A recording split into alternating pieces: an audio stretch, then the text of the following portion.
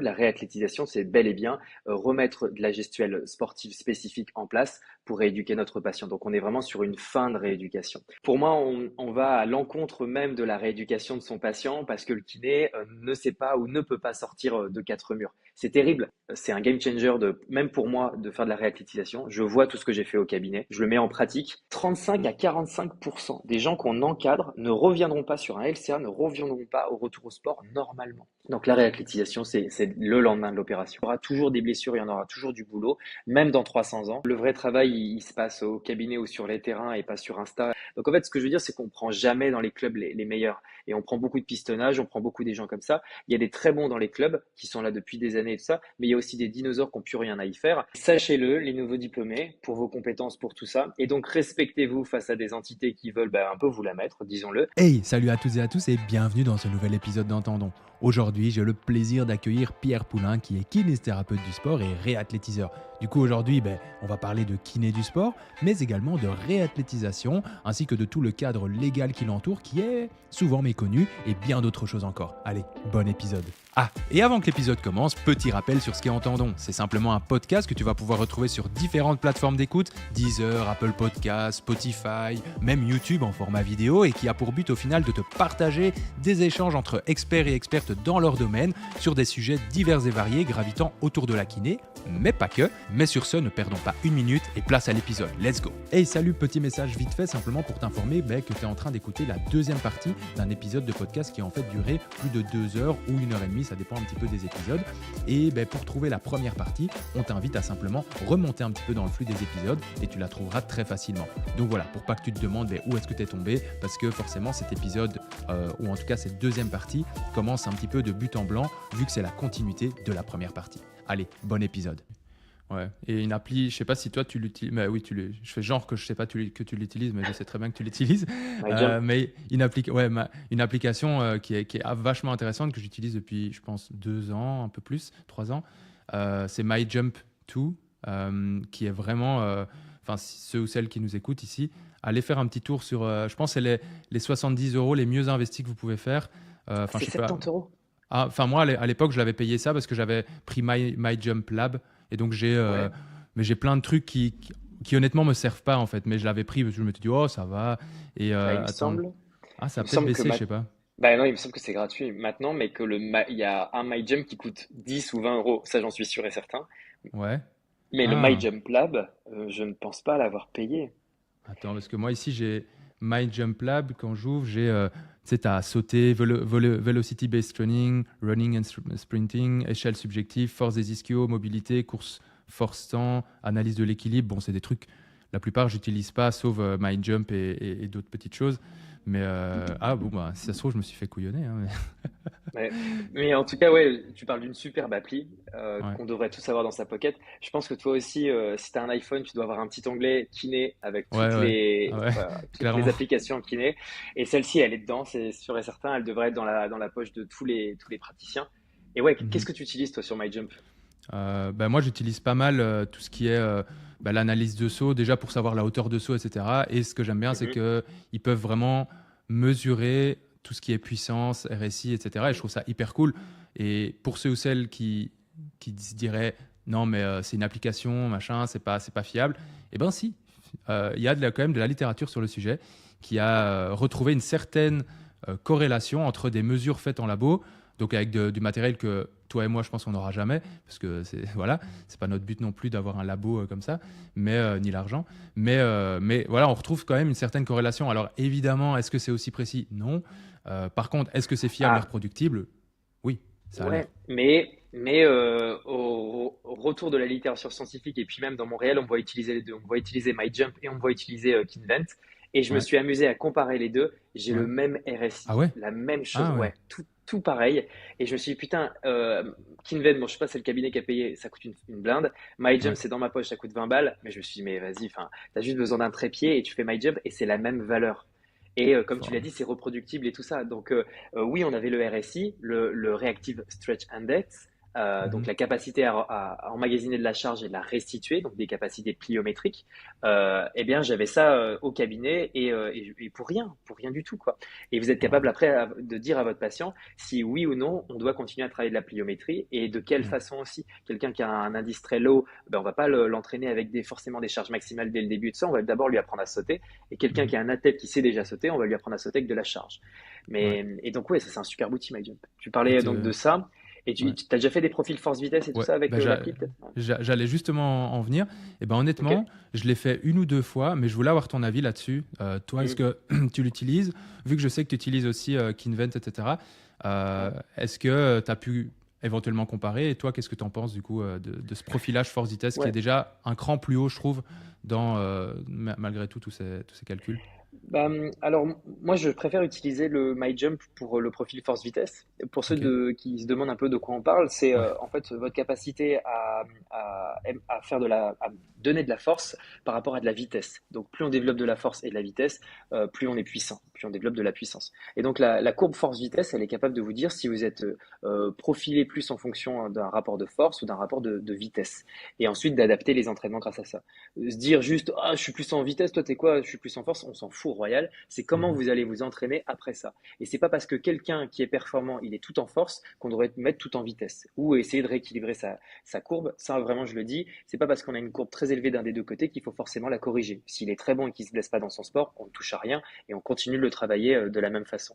Mais c'est sur des profils peut-être plus à risque ou des gens qui veulent continuer à progresser. Je pense tout à fait aux débutants. Et un profil force-vitesse, c'est aussi fait pour les débutants. Ça peut être fait pour votre patient en fin de réhab. Moi, mon grand maître Jedi, c'est Jean-Benoît Morin. Ouais. Et Jean-Benoît Morin, il m'a appris à faire un profil force-vitesse avec un stick, une barre de musculation, un rack et my jump dans la poche.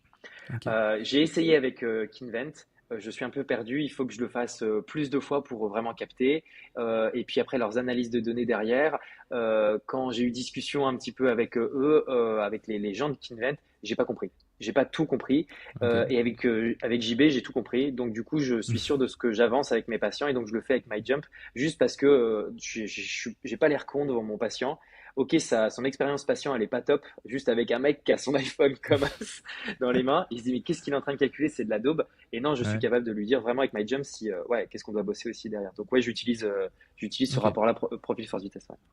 Ok. Bah, et en plus, pour ceux qui savent, enfin, qui se demanderaient un petit peu comment ça fonctionne concrètement MyJump, en gros, on prend une vidéo du patient. C'est mieux d'avoir un téléphone avec 120 images par seconde en ralenti. Et ce Mhm. qui est cool, c'est qu'on prend cette vidéo et on peut même faire l'analyse a posteriori. Et donc, en fait, moi, par exemple, parfois, je le fais et je me dis, OK, je dis au patient, écoute, moi, je vois ça chez moi à mon aise parce que a posteriori, on peut reprendre la vidéo dans l'appli et il faut déterminer à quel moment, avec l'appli, le pied touche le sol, à quel point à quel moment est-ce qu'il repart et qu'il touche plus le sol. Enfin bref, il faut l'utiliser pour piger un peu, mais c'est pour que vous ayez l'idée aussi. Et, Oui, et c'est pas mal de, je trouve, pouvoir le faire même après, voilà, quand tu es chez toi ou quoi, vite fait, plutôt qu'être devant le patient parfois, où comme tu dis, il te regarde, il dit mais qu'est-ce qu'il fout sur son téléphone à faire les image par image pour voir quand ouais. est-ce que l'orteil touche le sol. Je trouve que ça, c'est vraiment un super ajout. Et je souligne encore une fois aussi, j'en profite, le travail de JB Morin qui est fantastique.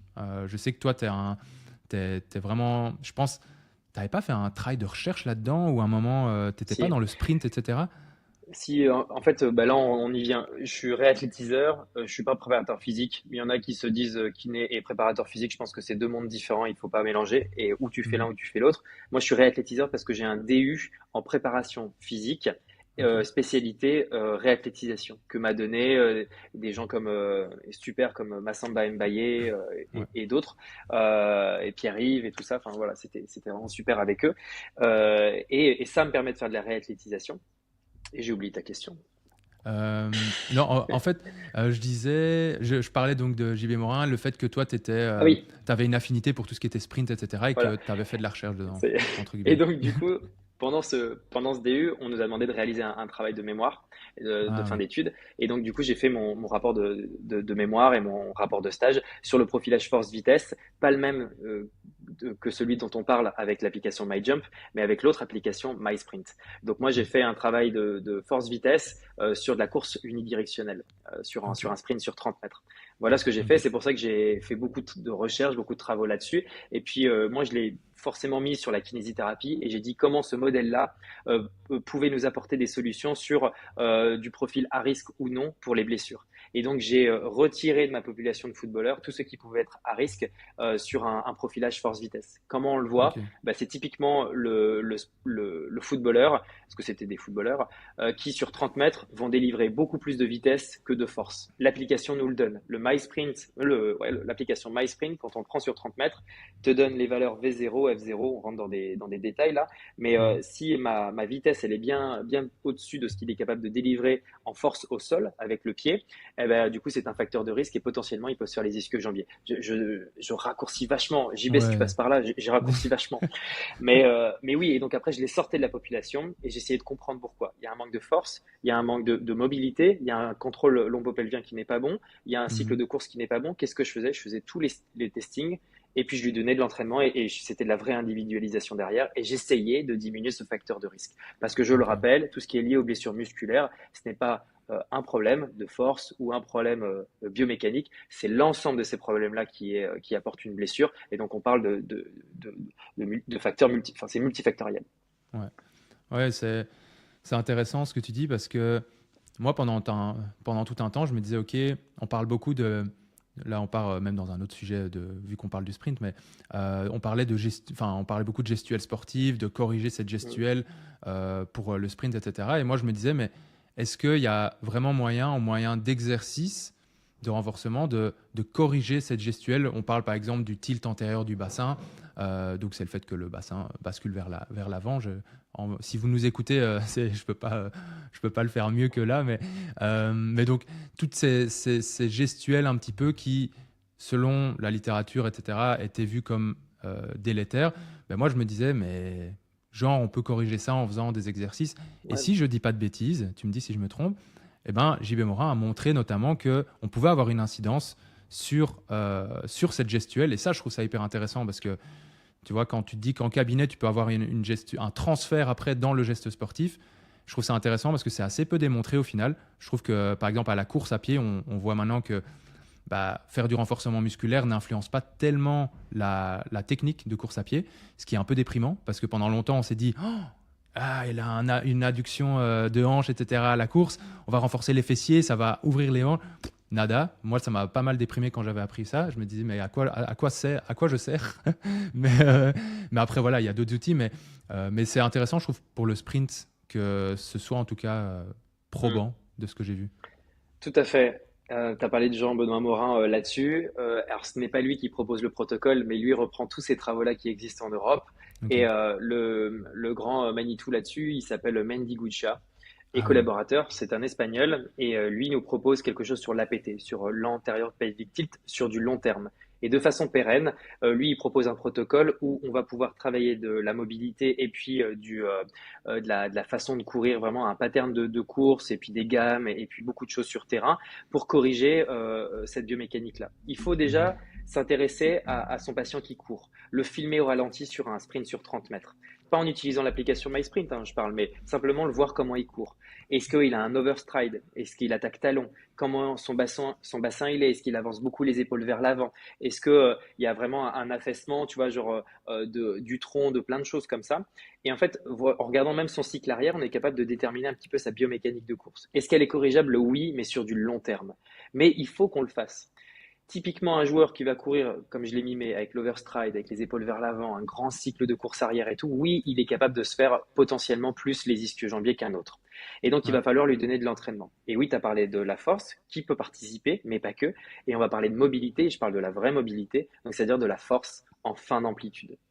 Et ce travaux de vraie mobilité, de force en fin d'amplitude, il propose un protocole là-dessus, sur 6 semaines renouvelables, qui est entrecoupé de phases en salle, où on fait de la mobilité, plusieurs exercices, et puis des phases de gamme athlétique sur terrain, avec des medicine balls, avec des haies, avec du travail overhead et tout ça, travail de dissociation au niveau du membre inférieur. Et en fait, on réapprend à courir à notre patient. Et après, on le referait sprinter au bout de quelques mois, et on voit qu'il court, entre guillemets, mieux, ou en tout cas, pas dans un schéma où il pourrait se faire les ischio-jambiers notamment. Donc oui, c'est Ouais. possible.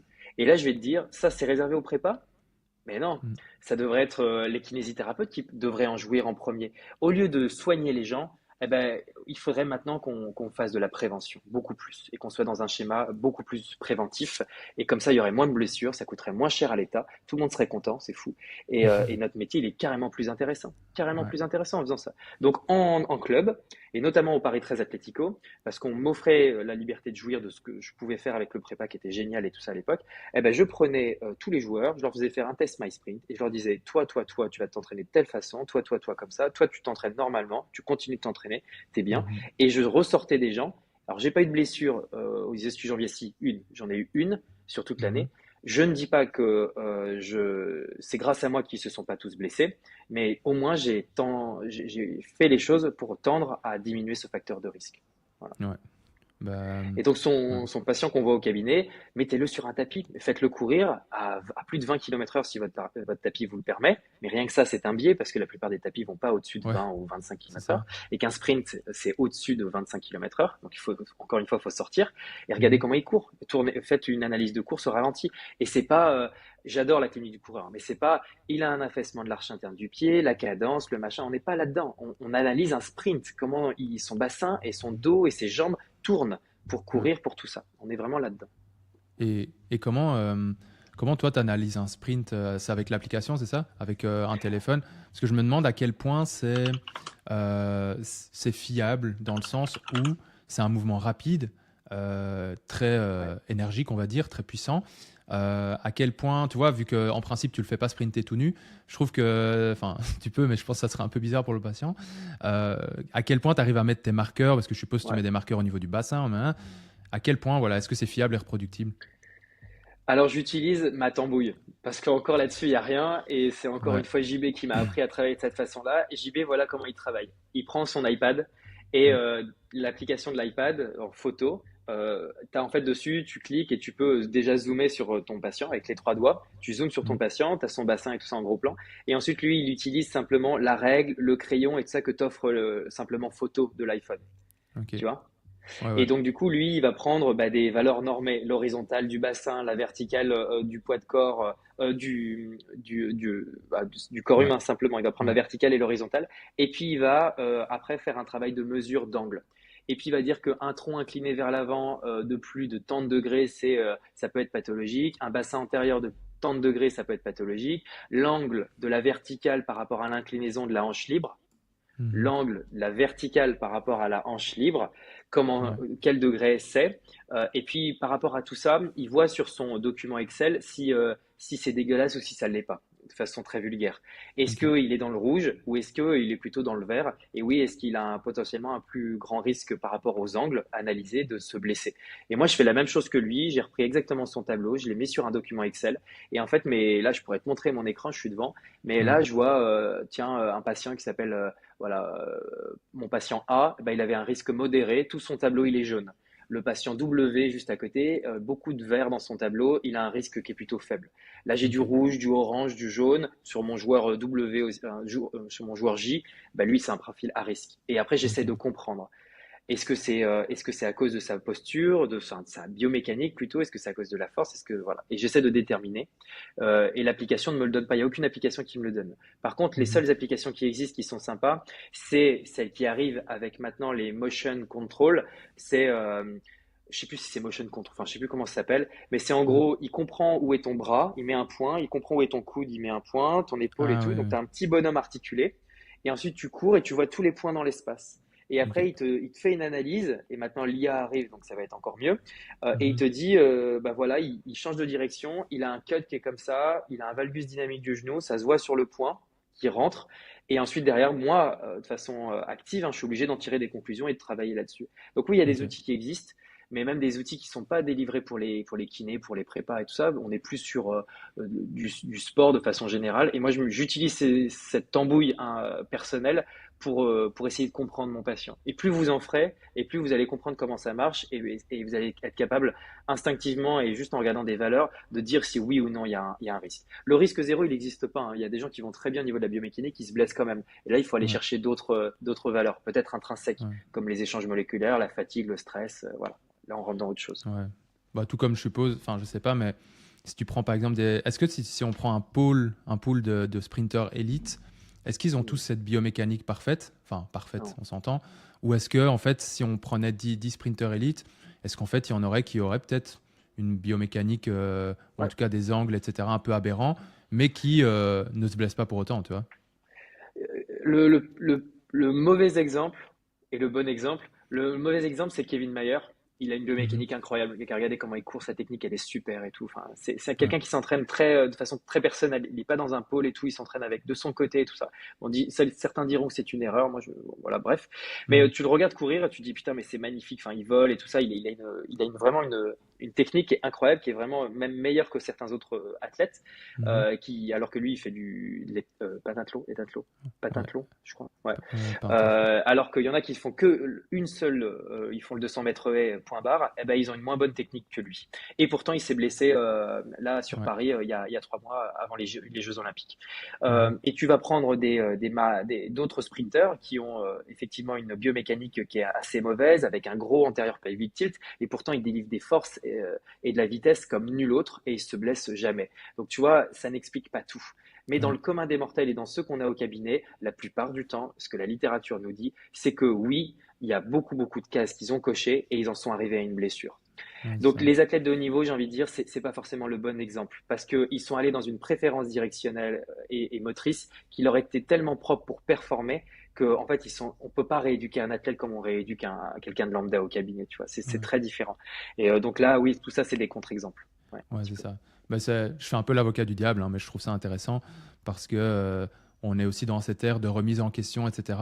Et en fait, j'aime bien quand tu parles de cases parce que pour moi, la prévention des blessures, c'est pas se dire que tu arriveras à arrêter toutes les blessures, mais c'est juste si tu peux essayer de jouer sur même un facteur qui diminue de 0,1%, j'invente, le risque, Tu l'as fait. bah, pourquoi pas le faire? En fait, tu décoches juste une case. Ça veut pas dire qu'il se blessera jamais parce que d'ailleurs, ça, j'ai une question profonde à te poser. Est-ce que tu penses qu'un jour, On on arrêtera de se pourra... blesser. Ah ouais, est-ce que tu crois qu'un jour, on trouvera je sais pas moi, la prévention ultime des blessures et que plus personne se blessera ou vraiment épisodiquement? Parce que si Ouais. on voit les récentes années, enfin les dernières années, on a beau avoir beaucoup de moyens qui s'ajoutent, etc., de connaissances, l'incidence des blessures semble pas spécialement diminuer. En tout cas, j'ai pas l'impression. Ouais, eh ben deux tirets sur ta question. Et Ouais. le premier tiré, c'est une contre-question. Est-ce que tu penses qu'un jour on arrêtera de péter des records? Ah, eh ben, ça dépend jusqu'où la chimie peut nous emmener. Voilà. Donc du coup, j'ai envie de répondre aussi la même chose pour les blessures. C'est Ouais. le jour où on arrêtera de péter des scores et de vouloir dépasser ce qu'on a fait au dernier JO. Oui, peut-être qu'il y aura plus de blessures, mais comme ce jour-là n'est pas là, et ne sera jamais Ouais. présent, on continuera à essayer d'être de plus en plus fort, de plus en plus rapide, de sauter de plus en plus haut et de demander à notre corps de s'adapter. Et cette adaptation, elle n'est possible que si on se blesse et que si le corps humain, il fait des erreurs. Et donc, Ouais. il faut qu'on continue de se blesser, il faut qu'on continue à apprendre, il faut qu'on continue à muscler son corps. Et d'ailleurs, quand on se blesse, c'est là où on travaille encore plus avec son kiné derrière, alors qu'on n'a jamais fait ce travail-là. Donc, Mhm. non, je pense pas qu'un jour, on arrêtera vraiment de se blesser. Il y a des Ouais. travaux qui sont faits qui sont énormes. On se blessera sûrement peut-être moins souvent et peut-être avec moins de gravité, sauf si c'est hyper traumatique et tout ça. Ça, Ouais. j'en suis persuadé, et ça grâce à la science. Quand tu vois les travaux qui arrivent, notamment je sais plus comment il s'appelle, mais ce Français qui est en train de travailler sur des capsules iso-inertielles et puis avec des EMG de surface pour comprendre ce qui se passe vraiment au niveau des angles de pnation, au niveau musculaire et ce qui se passe au niveau des fibres et Mhm. savoir quand est-ce qu'il y a une vraie fatigue, et on parle de vraie fatigue intrinsèque. Donc on est dans le corps humain hein, et pas cette fatigue extrinsèque qui pour moi Entraînement. des fois est à prendre mais qui est pas assez subjective. Et on sera capable bientôt avec des shorty straps par exemple de dire bah, tiens toi ton quadriceps ou ton ischio il est fatigué, je le vois à l'écran parce que l'EMG me donne ça, parce que la capsule iso-inertielle me donne ça, tu sors. C'est fini pour toi aujourd'hui, le volume il est trop, ton intensité est Ah trop et ouais. tout. Maintenant on fait des échelles, tu sais, des échelles RPE, des échelles wellness, tout ça c'est extrinsèque. Mais on y arrive à ce que tu dis, qu'on Mhm. sera dans une science intrinsèque et qu'on sera capable de plus blesser, mais de moins en tout cas, de moins se blesser et de prévenir encore plus des blessures. Et puis le deuxième tiré que j'avais envie de te dire, c'est par rapport à la question que tu as posée, c'est est-ce qu'on est vraiment prêt au niveau de l'éducation en fait? Est-ce que on ne va vraiment plus se blesser alors qu'il y a il y a toujours des gens qui ne font pas le travail préventif. Il y a des gens qui jouent pour le plaisir, il y a des gens qui ont une hygiène de vie qui est pas bonne et on n'est personne pour dire ce que chacun devrait faire. Chacun mène sa vie comme il veut. Donc il y aura toujours des blessures, il y en aura toujours du boulot, même dans 300 ans, parce qu'il y aura encore des gens qui continueront à vivre de façon moderne, en mangeant de la merde, en fumant et en tout ça, donc on aura toujours des blessures. Donc est-ce que Ouais. un jour on n'y sera plus? Non, c'est sûr que non. Voilà. Au moins, les kinés auront toujours du boulot, tu vois. Voilà. Donc, je pense pas on va se faire trop remplacer. Mais ouais, non, mais je suis d'accord avec toi. Et cette question de prévention de blessures, etc., c'est toujours un truc qui fait polémique. Parce que, en fait, sur les réseaux, pour briller, tu dois être dans les extrêmes. Et donc, je compte plus le nombre de réels où je vois, euh, oui, fais cet exercice et tu verras, tu vas plus te blesser. Enfin, c'est formulé de façon beaucoup plus française que ce que je viens de dire. Mais c'est genre, les réels que je déteste, tu vois, c'est genre, c'est quoi? POV, c'est POV, deux points, ton kiné te montre le meilleur exercice pour ne plus te blesser, machin. Alors tu vois juste un exercice fait, sorti de nulle part. Tu fais ok, bah super. Et ce genre de truc fonctionne très très bien. Donc bravo aux personnes qui le font parce que pour le coup c'est ça qu'il faut faire apparemment. Mais c'est le genre de réel qui me bute en fait parce que quand on voit la complexité de la prévention de blessures, bah tu peux pas dire ça, tu vois. Non. C'est trop réducteur et c'est Ouais. chiant en fait parce que ça entretient des croyances, des machins. Et je trouve qu'il y a tellement des choses plus intéressantes à faire et à dire sur tout ça que, enfin bon, bref, ça c'est un autre débat, tu vas me dire, Ouais, oui.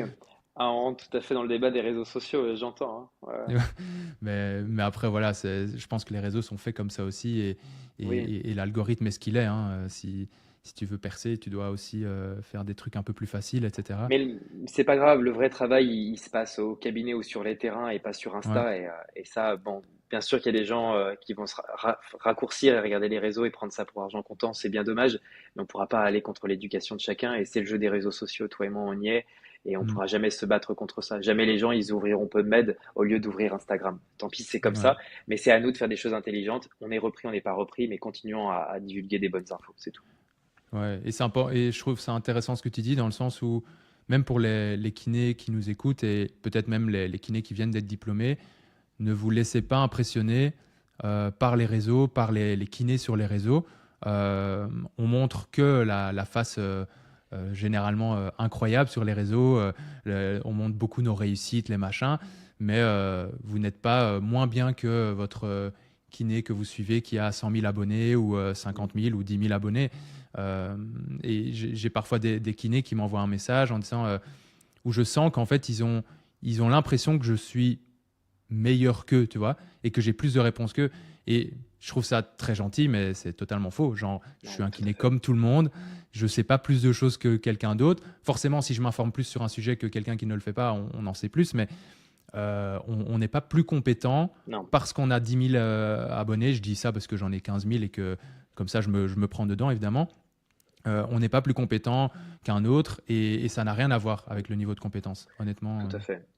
C'est la magie de l'écran qui fait ça. C'est Ouais, parce qu'on est mis en avant et tout ça. Pour moi, les vrais acteurs, on les voit pas souvent, ou alors ils sont présents comme ce week-end, par exemple, à des sommets sur de la chirurgie du sport et tout ça, où c'est des formateurs ou des gens comme ça, tu vois. Les réseaux, ouais, c'est autre chose. Et nous qui avons une certaine notoriété, il faut par contre qu'on l'utilise à bon escient et pas qu'on promeut de la merde. Et ça, ouais. c'est important.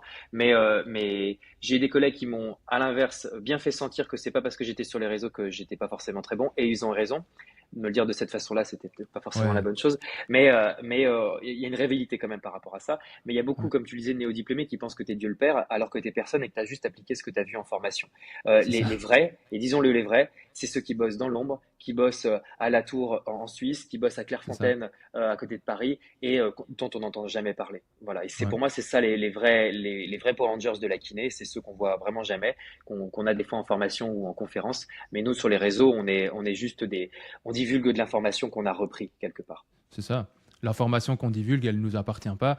Et de toute façon, je pense que c'était avec Manon d'Auvergne qu'on discutait de ça. En Ouais, fait, nous, on est juste. En fait, la différence entre nous et un kiné lambda qui n'a peut-être pas les réseaux, C'est juste que nous, on ose ouvrir notre gueule sur les réseaux et qu'on ose se montrer et qu'on ose Mm. partager ce qu'on aime bien. Mais enfin, c'est tout en fait. C'est juste passer ce cap-là. Et oui, ça plaît ou ça plaît pas. Évidemment, si on fait que de la merde, je pense qu'il y a un moment, t'as pas d'audience. Mais c'est juste ça en fait. Pour moi, c'est juste ça la différence avec un kiné que je pourrais croiser dans la rue entre lui et moi. C'est juste que oui, moi, j'ai pas peur en tout cas, ou j'ai l'envie plutôt, parce que tu peux juste ne pas avoir l'envie. J'ai l'envie de m'exposer un petit peu sur les réseaux, ou en tout cas de partager ça au grand public et de passer ce cap de s'en foutre un peu de ce que les gens vont penser et de juste kiffer ton truc. Mais Tout à fait. c'est tout en fait. Donc, et je suis totalement d'accord avec toi. Euh, Ça m'amène même aussi sur le fait que, tu vois, on considère souvent que les kinés de clubs de haut niveau sont par exemple les plus compétents. Alors, je ne dis pas que ce n'est pas le cas systématiquement, enfin qu'ils sont tous pas compétents, évidemment, il y a des très très bons kinés en équipe de France, etc. Mais je pense aussi que ça, c'est un gros mythe, que parce que tu bosses dans le haut niveau, tu es forcément le meilleur. Tout à fait. Et je dis ça parce que moi, j'ai eu cette conception où quand je suis sorti de kiné, je me suis dit, waouh, punaise, c'est la fin du jeu de travailler en équipe de haut niveau. Et ceux qui bossent là, c'est vraiment les meilleurs dans leur catégorie. C'est pas Mm. possible autrement. Ben, Je en fait, rejoins je suis pas, totalement. tu vois, je trouve que parfois c'est même l'inverse. Et je pense qu'il faut pas oublier qu'il y a beaucoup de pistonnage aussi, il y a beaucoup de Mais copinage. bien sûr. Et là, je vais peut-être me faire des ennemis, hein, parce que ça plaît pas à tout le monde, je pense, d'entendre ça, parce que ça va peut-être, certains vont peut-être se dire, tiens, mais il est en train de dire que je mérite pas ma place, c'est pas ça. Mais je pense qu'il faut bien être conscient de ça et de se dire que arriver au haut niveau en tant que kiné, tu peux être le meilleur kiné du monde. Si tu n'as pas fait de copinage, si tu n'es pas au bon timing, ça se peut que ça n'arrive jamais en fait. T'as entièrement raison. Quand j'étais au Paris FC, on m'a pris parce que j'étais disponible et parce que j'ai Mhm. dit oui à un salaire, j'étais prêt à prendre un appartement très vite et à dire oui à des horaires, puis me trouver un cabinet aussi à côté. J'étais dispo.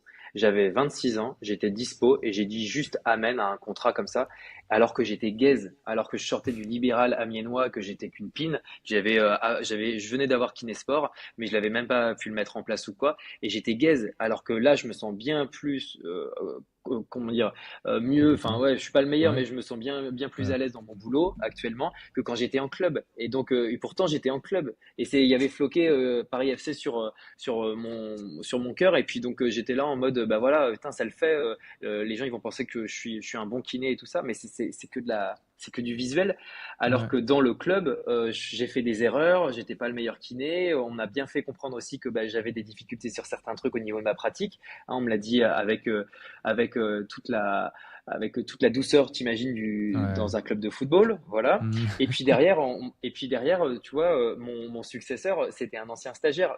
Grand bien lui fasse, c'est top pour lui. Mais donc ça veut dire qu'on n'est pas allé chercher quelqu'un qui avait de la bouteille ou quoi. On a juste pris un autre gars dispo, tu vois, et un gars qui était présent avec qui on avait son numéro. Donc en fait, ce que je veux Ouais. dire, c'est qu'on prend jamais dans les clubs les meilleurs. Et on prend beaucoup de pistonnage, on prend beaucoup des gens comme ça. Il y a des très bons dans les clubs qui sont là depuis des années et tout ça, mais il y a aussi des dinosaures qui n'ont plus rien à y faire. Et Ouais. il y a des gens qui sont juste néo-diplômés, qu'on prend comme ça parce qu'ils étaient disponibles et qu'ils ont envie de se faire les armes. Mais c'est terrible de se dire que on va prendre quelqu'un qui va moins faire chier sur un salaire et sur une dispo qui va être présent le dimanche parce qu'il n'a pas de gosse et tout ça, il n'est pas marié et compagnie. Et donc ça fait les affaires du club. Mais disons-le, un club, il veut juste cocher des cases.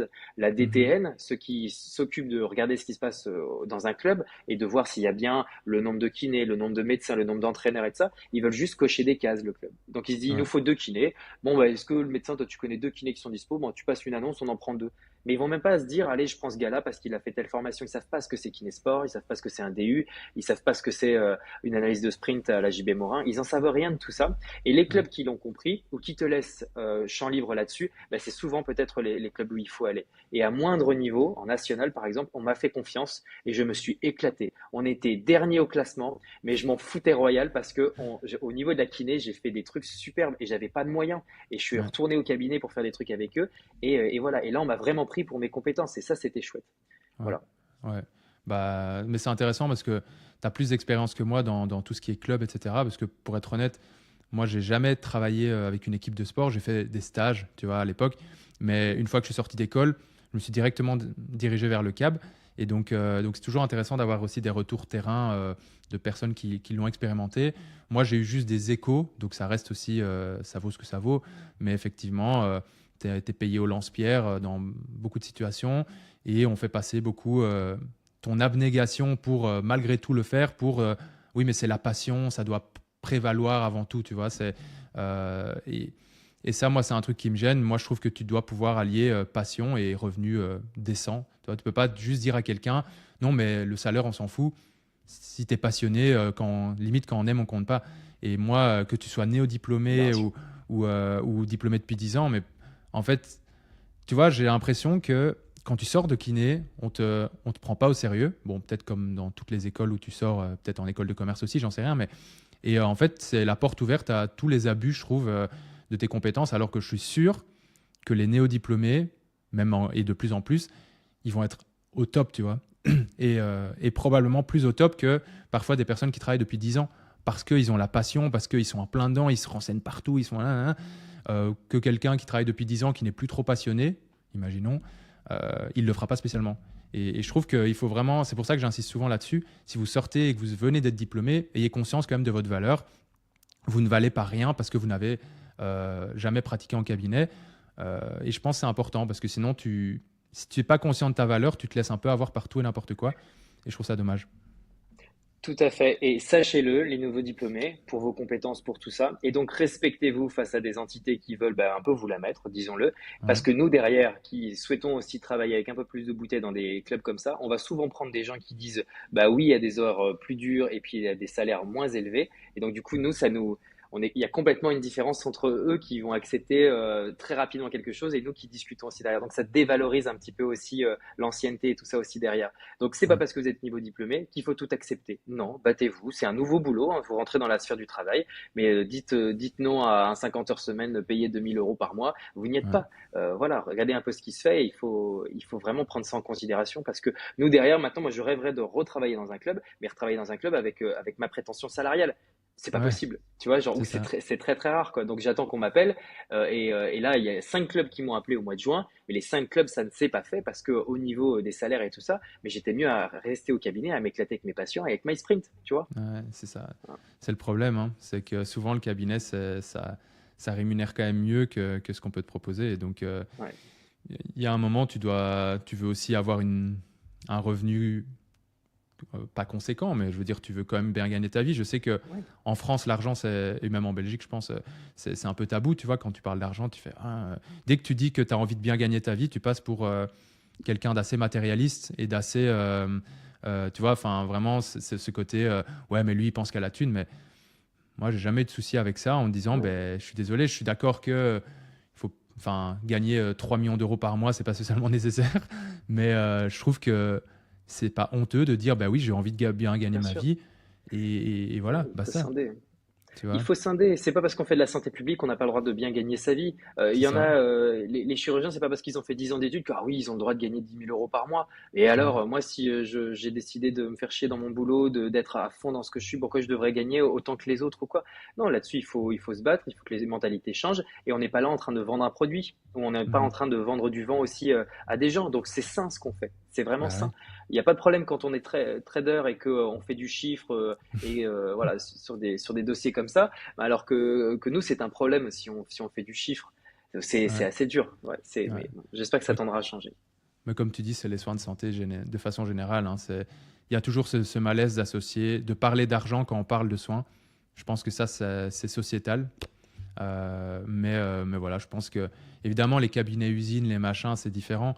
Mais parce que là, on va dire oui, mais du coup, alors tu cautionnes les cabinets usines qui veulent faire du chiffre, tu vois. Et je pense que ça, il faut un équilibre aussi. Mais après, comme je dis, nous en Belgique, on n'a pas ça, on n'a pas ce Mm. type de cabinet parce qu'on a la chance d'avoir quand même un système qui fonctionne peut-être un peu autrement au niveau de la rémunération en kiné. Donc on n'a pas ce besoin de faire. Enfin, il y en a qui le font, hein, mais du coup, ils sont très riches. Mais 3-4 patients à la demi-heure. Mais moi, je peux comprendre, je dis pas que je cautionne, mais je peux comprendre les kinés qui, pour s'en Ouais, sortir, doivent le faire. Enfin, moi, tu me dis demain, OK, soit tu travailles avec un patient 16 euros de l'heure, 16 euros la demi-heure, et tu fermes ta gueule et tu restes comme ça. Soit, ben, en fait, si tu veux un minimum pouvoir avoir un prêt immobilier, des machins, tu es obligé d'un peu enchaîner et tu n'as pas de solution pour faire autre mm, chose. Bah en fait, oui, moi je pense que je ferais, je me résignerais. Mon métier ne me plairait pas, je pense, à terme. Ça me ferait chier. Mais il y a un moment, tu dois vivre aussi, tu ouais. dois. Enfin voilà. Donc je pense que j'ai souvent tapé sur les cabinets usines, mais j'en profite pour aussi faire un disclaimer en disant je comprends aussi. Ouais, Je moi aussi. comprends aussi. Moi aussi. Mais de toute façon, la sécurité sociale et puis la santé publique veut plutôt ce modèle-là. Ils préfèrent qu'on prenne plus de monde avec une qualité qui est moindre que de prendre moins de personnes, mais dans ce cas-là, faire plus raquer l'État en termes d'argent sur individuellement une seule prise en charge. Ils Ouais, veulent pas ça. Ils veulent que tout le monde profite. On veut un système égalitaire pour tout le monde. Donc on ouais, dissémine un petit peu. Tout le monde a un petit peu. Tout le monde est content. Mais on fait pas du bon soin. Et on ne soigne ouais. pas quand c'est comme ça. Donc voilà. Bon, bah écoute, je pense que ça fait déjà presque 1 heure et demie qu'on discute ensemble. Incroyable. J'aimerais bien finir ce podcast, comme j'ai l'habitude, par un petit cas clinique, mais pas n'importe lequel. Ce serait le cas clinique qui t'a le plus marqué, s'il y en a un depuis tes débuts. Alors ça peut être sous différentes formes, hein, un patient de par son histoire qui t'a touché, personnel, ou une rééducation vraiment où tu pensais que c'était un diagnostic A et en fait c'est un diagnostic B, hyper étonnant, ou enfin bref, c'est le champ libre pour ça, mais voilà, une rééducation ou un patient qui t'a marqué. Ouais, écoute, je prends toujours le même exemple, mais celui-ci, il est riche d'enseignements. J'en ai déjà parlé chez Full Physio sur peut-être une Mhm. masterclass et ça, donc allez, spoiler alerte, mais ceux qui ont déjà écouté pas mal de contenu que j'ai pu pondre, Mhm. vous savez de quel cas clinique je vais parler. Mais je vais encore une fois reparler de ce jeune Ouais, que j'ai eu au Paris FC en réathlétisation, où en fait, il s'est reblessé sur une lésion musculaire des ischios et il s'est reblessé à cause de moi. Il s'est blessé à cause de ma quantification de charge. Je parle de cette histoire-là parce elle m'a marqué parce que même on m'a fait sentir être une merde aussi à l'époque dans dans ce cher club de foot là aussi. Donc c'est ok, important d'en reparler aussi parce que j'ai envie de ouais, dire à mon moi d'il y a 5 ans, t'es pas qu'une merde mon gars, t'inquiète. ouais, Et en fait ce qui s'est passé c'est qu'il avait un grade 2 sur les ischios très rapidement sur un sprint. Et puis derrière, je le rééduque, on va vite en réathlétisation. Et puis en réathlétisation, je vois que ça se passe bien. Et sans monitoring, sans quantifier ma charge, je lui donne des séries, des répétitions de sprint. Et à la dernière répétition de la dernière série, il se répète. Et il s'est répété à cause de moi. Il s'est pas répété à cause de lui. Alors ouais, que la force allait bien, qu'il n'y avait pas d'hypoextensibilité, qu'il n'avait pas de douleur à la palpation et que l'IRM était correct aussi. Et il s'est blessé parce que j'ai juste pas respecté cette putain de quantification. Et c'est ça que je veux dire dans ce cas clinique qui m'a choqué, c'est qu'il m'a manqué un outil, ça aurait été une montre, mhm, ou un GPS ou n'importe quoi, ou même moi avec un crowbar en train de dire allez, tant de répètes, tant de machin, ça fait tant de mètres. mhm, J'ai mis un plot là et là, ça fait 20 mètres plus 50, je suis à temps. Et en fait, si j'avais vraiment fait une séance sur allez, 150, 200 mètres de sprint, max sur toute la séance, ce qui est déjà beaucoup, hein, 200 mètres de sprint sur une ouais, séance de une demi-heure, 45 minutes, ben, je l'aurais pas blessé, c'est certain. ok, Requalification de cette lésion en grade 3 après une autre IRM. Je me rappelle encore du médecin qui me tape sur l'épaule, genre bon, ben, on va recommencer. ah, Voilà, tu ouah, vois. ouais, Et donc tout ça m'a fait dire que bah oui, cette erreur, elle était possiblement évitable. mhm, Et donc je veux dire à tous les kinés qui vont sur les terrains, monitorez, s'il vous plaît, monitorez ce que vous faites. N'y allez pas simplement au coup d'œil. Vous avez fait tant de répétitions, tant de sprints, tant de séries, tant de repos, et là c'est OK pour votre séance. Donc mhm, mon erreur, elle était uniquement là. Donc il y a ok, des échelles qui existent, hein, je te parlais du RPE tout à l'heure, échelle wellness et tout ça. Demandez, ça va, t'as eu mal, tu te sens comment, difficulté sur 10, ok, on arrête la séance là, tu penses? Ok, allez, stop, c'est bon, nana. Voilà, ok. il faut vraiment avoir des valeurs numériques pour comprendre un peu ce que vous faites à votre joueur et pas être dans le brouillard. Et c'est ça vraiment le cas clinique qui m'avait le plus marqué. Ouais. Ok. Et en fait, c'était pas la première fois qu'il resprintait, c'est ça? Ou c'était la première fois qu'il resprintait? Non, on était sur la deuxième ou troisième séance de réathlétisation. Il avait sprinté sans le savoir. Tu vois, genre, Hmm. je savais qu'en donnant tel ou tel exercice, il allait me fournir assez de vitesse pour que ce soit appelé un sprint. Ce que j'appelle un sprint, c'est au-dessus de 25 km/h. Et donc, Ok. on avait d'abord fait par étapes l'accélération, de la décélération sur 5, 10, 15, 20 mètres. Et ensuite, tu proposes une phase de sprint sur 30 mètres, puis 40, puis 50 mètres. C'est au bout de 40, entre 40 et 60 mètres, un sportif de haut niveau en tout cas dans le foot, atteint sa valeur maximale. Ouais. Voilà. Et, et les valeurs max, elles sont comprises dans le football, dans le haut niveau, entre 28 et 36, même au-dessus en kilomètres heure. Quoi. Entre Ok. 28 et 36, on a des valeurs max. Tu vois. Donc tout Ok. ça, si mon joueur, j'avais eu un GPS dans les mains en réel, bah, j'aurais été capable de dire si oui ou non on y était, si ma séance elle était efficace ou pas. Tu vois. Donc oui, non, Ok. c'était pas la première fois qu'il allait sur un terrain. Faites Ok. jamais sprinter votre joueur sur une première séance de réathlé. Hein. On Ouais. est d'accord. Hein. Bah, Ouais, ok, en vrai, si ça peut te rassurer, j'ai eu le même cas il y a 2 ans. Un gars, mais il n'avait pas une lésion musculaire au ischio de base, il avait une rupture du tendon d'Achille et Mhm. tout se passe bien. On était à 8 mois de rééducation et vraiment dernière séance. Tu vois, j'étais limite content. Je me disais, bon, allez, il avait déjà sprinté, tout ça. Et je me dis, tu sais quoi, allez, on finit la dernière séance par du sprint. Tu vois, parce on avait déjà fait tellement ça avant. Et il fait. Et alors, d'habitude, on faisait, genre, je pense, 2, 3 séries, tu sais, sur les tapis, vu que c'était en intérieur, les tapis où putain, j'ai plus le nom, qui avance. C'est toi qui fais avancer le tapis. Comment ça s'appelle? Putain, je tombe C'est plus. toi qui fais avancer le tapis à Euh, l'extérieur? non, à l'intérieur. Putain, ça porte un nom, j'aurais pu te le dire 1000 fois. C'est les Ah oui, tapis. Non, c'est les tapis mécaniques ouais, c'est qui sont ça. incurvés. Incurvé, c'est ça, Oui, exactement. ouais. Et je retombe plus sur le nom, mais en gros, on faisait nos sprints là-dessus parce qu'à l'extérieur, on pouvait pas et à l'intérieur, il n'y avait pas la place pour atteindre justement cette vitesse maximum. Mhm. Bref. Et alors, je me dis, d'habitude, on faisait 3, 4 séries comme ça. Et je me dis, vas-y, tu sais quoi, on en fait une cinquième et puis on est bon. Ouais, Dernière je vois seconde de trop. la cinquième, je vois que d'un coup, tu sais, il claudie, il fait Ouah, il se touche l'ischio. J'ai fait non. Et Ouais, là, mais son tendon était nickel. Mais en fait, ça m'a trop marqué parce que je me suis dit, punaise, t'as été gourmand. Tu t'es dit, je sais pas ouais. pourquoi, je me suis On a dit toujours une de envie, hein. plus. Et alors, sur la table, le mec paniqué, limite, il était presque en train de pleurer parce qu'il se disait, putain, je repars pour 8 mois de réhab et tout, parce que lui, il associait ça à sa lésion des tendons, du tendon d'Achille. Il se disait que ça allait être la même durée. Heureusement, c'était de bas grade, etc. 3, 4 semaines après, on n'en parlait quasi plus et il a pu reprendre comme avant. Mais sur le coup, je m'en suis voulu. Je me suis dit, t'as déconné, tu vois. T'aurais dû. Ouais, mais t'es content limite d'avoir cette erreur-là en tête. Parce que maintenant, quand Ouais. tu dois faire ce genre de truc, tu dois t'en rappeler. Et Ah, tu dois mais être comme je suis ça et c'est traumatisé, sûr. hein. Tu sais que j'ai Bah peur oui. maintenant, ces tapis-là. Enfin, ces tapis-là, quand je fais sprinter, je me fais. Les premières fois que j'ai refait sprinter un patient sur ce genre de tapis, j'étais là, allez, pitié, pitié, pitié, ça va aller, ça va aller. Parce que j'avais cette image, c'est horrible, je trouve, de voir un patient qui se blesse devant toi. Je trouve que ça, Mhm. ça me crève le cœur, quoi. Tu vois vraiment. Ah, mais puis, t'es, Pouah. t'es, t'es sans armes. J'ai pas le Ouais, mot là. Ouais, tu peux rien faire, quoi. ouais. Et alors que je te parlais tout à l'heure bientôt les shorty straps, les shorty straps Mm. où il y aura des ISO inertiels dedans et de l'EMG de surface, on sera capable de voir sur un écran ce qu'on fait vraiment et pas de se Ouais, dire, oh là là, j'espère que ça va passer. ouais. Il faut qu'il arrive vite ce temps-là. Ça va être super, tu vois, de vraiment voir ce que tu fais avec Mhm. ton gars. Mais il fallait la faire, cette erreur-là, la tienne comme la Ouais, mienne. Il fallait la faire pour que maintenant on soit des meilleurs thérapeutes. Et celui qui n'a jamais fait cette erreur-là, il comprendra jamais ce qu'on a vécu. Et puis peut-être qu'il fera l'erreur de façon bien plus importante et bien plus disproportionnée dans quelques années que là, nous, on l'a fait sur, voilà, c'est passé. Et ouais. puis j'imagine que ton gars, il va bien. Moi, le mien, il va bien Ouais, aussi. Il a repris le foot. Pas de problème, c'est quoi. Mais ça. bon. Mais et puis, comme tu dis, et de toute façon, je pense qu'on fait tous des erreurs, tu vois. Donc, et que celui qui dit n'en avoir jamais fait, soit c'est un menteur, soit il est pas kiné. Mais des erreurs, j'en fais. Enfin, j'aimerais dire presque tous les jours, même des minimes, tu vois, des erreurs de raisonnement clinique, des machins.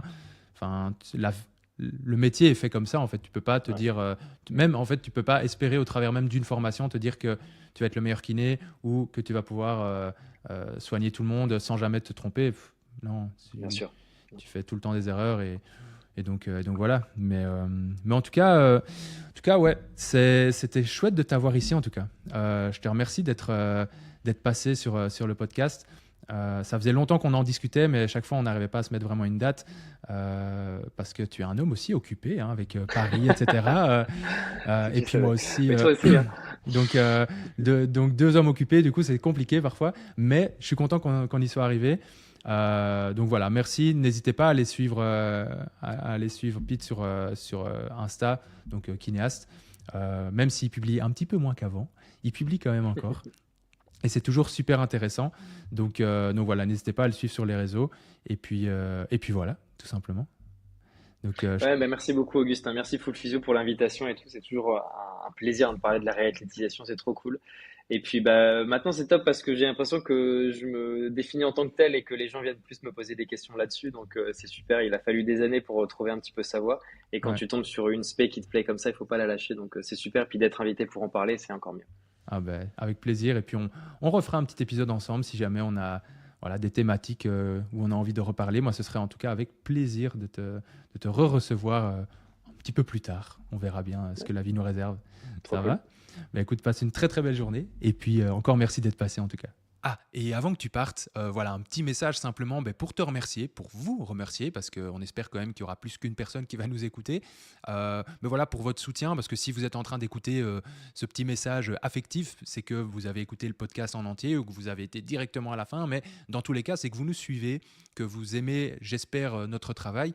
Et donc voilà, ça va être un petit peu bateau, mais si on peut vous demander encore une chose, c'est simplement de nous mettre peut-être 5 étoiles sur Spotify ou en tout cas sur la plateforme sur laquelle tu nous écoutes, ou bien un like sur YouTube, tout ce que tu veux. En gros, juste nous montrer ton soutien et ton appréciation de notre travail au travers de ce que la plateforme te permet de faire, que ce soit aussi en partageant autour de toi pour faire connaître le podcast.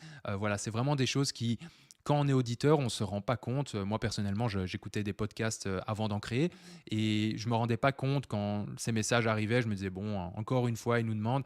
Mais en fait, voilà, vraiment, je peux le dire maintenant, c'est hyper important parce que, comme tu sais, tout fonctionne avec un algorithme aussi. Et voilà, la moindre petite goutte dans l'océan, que ce soit un like, un partage ou les deux, un commentaire, etc., la moindre goutte, ça peut vraiment créer, si je peux rester poétique, un océan de soutien pour nous. Donc voilà, c'était simplement un petit message pour te remercier de prime abord et aussi pour te demander si ça ne te dérange pas voilà, de noter ce podcast, si possible avec une bonne note et en tout cas des bonnes étoiles. Ça nous ferait vraiment plaisir. Et à côté de ça, on reste ouvert si tu as des suggestions, si tu as des remarques, s'il y a des choses qui t'ont plu ou pas plu dans le podcast. Vraiment, n'hésite jamais à venir nous en parler. On sera toujours ravis d'écouter tant que les critiques restent constructives, évidemment. Donc voilà. Voilà, je ne vais pas te retenir plus longtemps et je te souhaite déjà une bonne journée, une bonne soirée selon le temps où tu nous écoutes et je te dis à très très vite dans tes oreilles. Ciao, ciao.